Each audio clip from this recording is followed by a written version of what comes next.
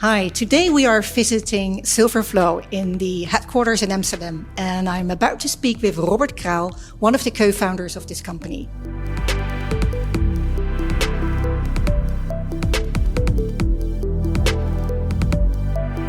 So hi Robert. Hi Melissa. I'm so excited to be here and to take a bit of time to delve with you in the fascinating world of payments, as well as to learn more about Silverflow. So Robert, you're one of the esteemed payments veterans who co-founded Silverflow. Could you elaborate a bit on what you observed in the payment industry over the last years and share some perspectives on the future outlook? Yeah. Well, the last years, as you know, I've been in payments since late 90s already. So I've seen a lot of changes over the last decades, I would almost say. But what you still see, which actually has been a constant, is that every now and then new payment methods are created sometimes by private companies, sometimes a bit with support of the larger banks or based on European or other initiatives. So that is to a degree something that always changes. There will be more payment method itself. But at the same time, it's something that will always continue. There will be other companies focusing on making payments better, easier, cheaper, more secure, stuff like that. And a few ones that, of course, we've seen over the last, it's already multiple years, is of course open banking and everything related to that. So that's one that I see. Another one, what you see, and then we're looking a little bit longer term, is that early in the days of e-commerce, companies were particularly making it easier for retailers or for consumers, so really working on the front end. And what you see today is that many of the companies that are there have sort of figured it out. And there are still companies who try to do that better, but actually, in general, most companies, they do that pretty well. They have nice front ends with lots of tools and they have different proposition. And now you see that also, if you move more towards the back-end systems behind it, that they also now are being renewed. And some companies do that in-house and others, they outsource that. So those are two major developments that I've seen. One, continuous flow of new products, essentially. Yeah. And the other one, actually, that the systems that are still legacy today are slowly being replaced by more modern systems as well. So more focus on the non-cool stuff, on sort of the back end and... Yeah, and maybe it's also that if you start a new company, if you come straight from university, have an idea what is the easiest? Well, the easiest is what you see. Yeah. So you make payments every day and you might have your opinion about that. And then you say, okay, I can do it better. And whether it's in-game or on mobile or whatever, but that's a very visible one. So that is something that is relatively visible also for new entrepreneurs to work on that. And once you've worked in that field for a little while, you get more dependent on the systems behind it. But it takes a little bit of time to actually see what is behind these nice shiny front end. And that's, I think, the reason why more and more people are working on core banking systems, or what we do at Silverflow, processing systems, or on the issuing side, new systems, which is a little bit more in the background. And therefore it took a little bit longer before that got renewed. Yeah, sure. So in this ever-expanding landscape of payment providers, we've seen quite a lot of consolidations in the last years. Tell us, what are the main challenges companies face in this highly competitive landscape, and what characterizes companies that thrive? Yeah, well, there can be different reasons why you would want to buy another company, essentially, or merge with another company. And in some cases, it's simply to buy volume. You are a company doing X amount of payments. Well, if you buy another company, you do twice as much payments, and hopefully you can synchronize some of the tools that you have or the staff, and that you sort of double the volume, but can reduce some of the operational cost. In practice, it turns out that actually is quite complex for many companies. So they do the acquisition, they have more transactions, but actually moving customers over to one platform, and as a result have these operational savings, that actually is quite a challenge. There can also be other regions that you don't necessarily buy it for the volume, but you want to add a service. So it could be a European player buying something in LATAM, or a US player buying something in Europe or across the globe. So essentially you're buying your access into a new market. To a degree, you have the same challenges, but to another degree, you don't have the overlapping functions. You could sort of say, okay, these are two different companies. I keep the staff in Europe or in LATAM or the US, wherever as is, let them run their own business, and over time we will migrate. And you see that is a bit more successful, I would say, than the first one. The challenges will always be that when you try to merge two companies, and definitely if they're companies in an innovative space as payments, quite often the team, they are very proud that their product is the best product. Yeah. So if two companies merge, you have the risk that many of the core engineers, for instance, move away. During the migration, typically, if you try to do a migration, there probably is not too much room for additional innovation. So during the migration, innovation usually slows down a little bit, which maybe your customers don't like. So there are definitely advantages. There are also disadvantages. And how I look at it, there are sort of two streams of companies that grow. So on the one side, you have a few very large players across the globe who, from a philosophy point of view, say we build everything in-house, we own everything in-house, and we want to do as much as possible in-house, and we only partner with external partners if that's absolutely needed. Yeah. But we do not necessarily want to acquire with them. We want to work in a partnership with them.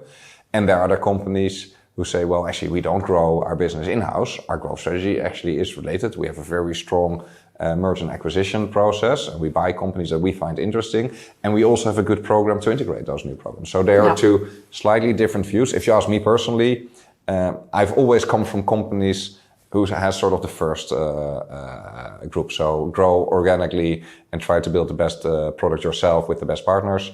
And I don't have too much experience with these companies who are very strong in merger and acquisition. Yeah. My preference would be the first one. Clear, Robert. So we talked about Silverflow earlier, but could you tell us a bit more about Silverflow? Like, what problem are you solving and for who? Yeah, so the idea of Silverflow actually dates back probably around 10 years or now. So at one of my former companies, we were getting our own acquirer license for Visa, MasterCard initially. And in that process, you also have to think, how will we technically and operational work with those card networks? Mm-hmm. And we looked around the market, we were quite familiar with what was there, and we said, okay, listen, we're going to build it ourselves, because integrating to any of the platforms that are there today will probably also take 1.5 years. Well, we think in 1.5 years, we might be able to build something very decent ourselves, which also turned out to be work quite good for that particular company. So what we said at Silverflow is, well, there are more companies who at this moment are considering to become an acquirer, and then can be indeed payment service providers who've reached a certain level of maturity. So you need to have a certain size, of course, or from a regulatory point of view, etc. But we see many companies that sort of are reaching that, and they might be in the same situation. So they will talk to the card networks, can I get a license? They might get them, depending, of course, on the maturity. And they still have the same challenge. How do I connect from a technical and operational point of view to the card networks? Well, back in the days, there were two options. Option one would be to go with any of the platforms that was there available at that moment. Well, many of those platforms, they date back to the 80s, the 90s. Quite often there are indeed these platforms that have grown by merging and acquiring and going together. That's option one. And option two is to build it yourself, which of course we did like 12 years ago at another company. And we want to add an option 3 to there. And that is a very easy, simple to use acquirer processing platform. We focus on simplicity to integrate with us. So you're not looking at 1.5 to 2 years integration, but typically a couple of weeks, maybe a couple of months. But also your operational process after that. So once you are live, you have set up merchant accounts, you have to do your operational work around reconciliation, price management, scheme management, chargeback disputes, etc. And also, of course, your reporting to the card networks, to your regulator, to your internal reports. So we try to make that very easy as well. Well, how do we do that? We focused our system to build, to be a data system essentially. So we collect an enormous amount of data in a structured way from the card networks, from our customers, etc. And with that data, we can build a lot of tools on top of that. And those can be tools around the pricing, the interchange, conversion fee calculation, but also settlement duration. And of course, this more standard one, like conversion optimization and those type of things.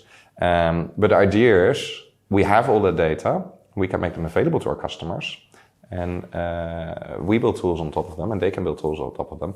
And the third one, of course, of a more modern platform is we are much more agile. If there's new functionality, if you talk to us, then if the business case is there still, of course, but we don't have a very old system. In our case, most of the time, the projects are a few weeks or a few months maximally.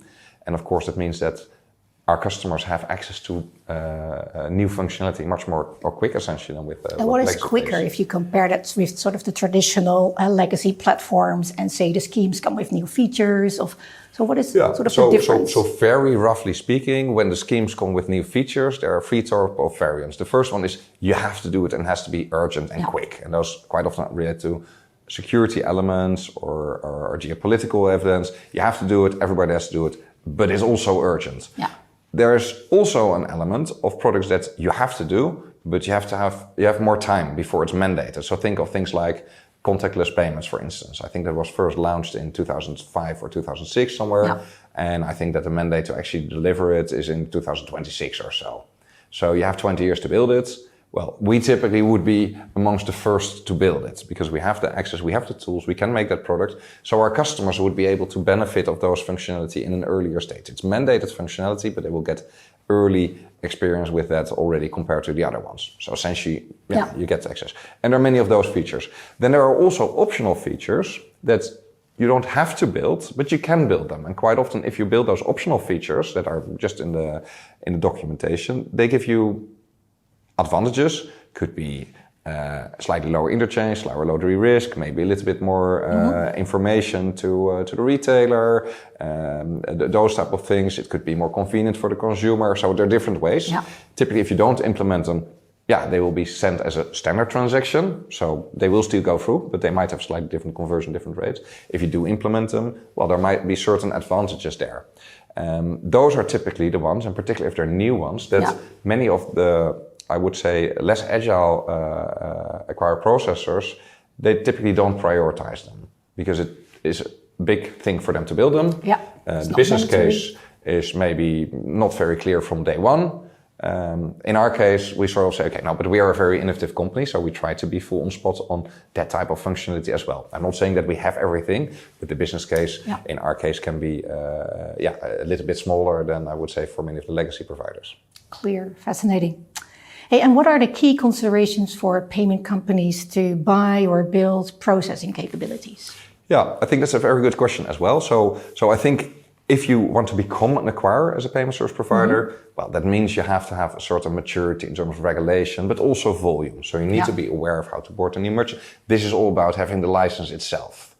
And of course, if you have that license, you want to have good processing. Well, what I mentioned, you can go for sort of build it yourself. You can go with us or any of the other providers, and that's sort of the question. To build it yourself is not easy. It's not something that you can build in a couple of weeks. It's typically, we're with 60 people, we're on our way for 4 years, and we have built an enormous amount of tooling, but we still know and have a lot of thoughts of what we want to add to this. Yeah. So if you build it yourself, you have to be prepared for something that will take its time, because there are certification slots with the card networks. You need to build it, you need to understand the manuals, you need to know what to build, you need to fill in the right forms, etc. So that process typically takes a while before you can go live in the first case. And also have to realize that once you have your basic setup, enough to go live essentially, that is not where it stops, because you want to build something different. You want to have a competing product compared to your peers. Yeah. So you will have to have more than just the basic functionality. So essentially it means that not just during the building phase, but essentially during your whole life, you need to carve out a group of specialists. And these are developers who actually build it.